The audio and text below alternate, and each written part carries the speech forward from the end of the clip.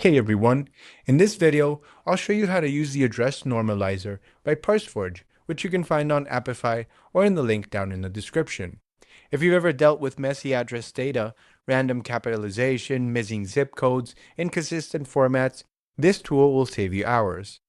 It fixes capitalization, expands abbreviations, fills in missing fields when possible, and breaks each address into structured components like street, city, state, zip code, and country.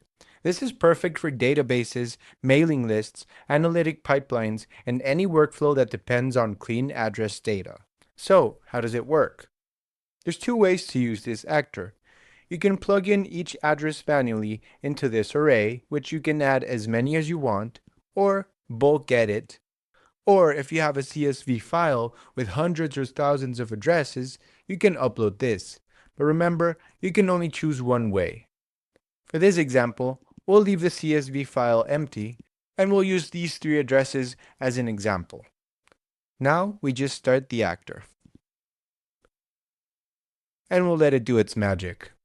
Once the run finishes, you'll get this dataset table in the Output tab. The actor will return the street individually, the city, the state, postal code, country, and the normalized address. You can download this data as a JSON, CSV, or Excel file to use in further analysis.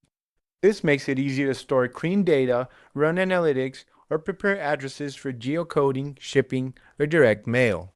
This actor is especially useful for data analysts cleaning messy datasets, database admins standardizing address fields, marketing teams preparing mailing lists, or developers normalizing user-submitted addresses.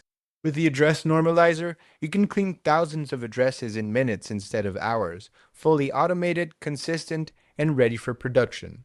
If you have any issues with this actor, feel free to contact us. And if you like it, we'd appreciate a review. Thank you.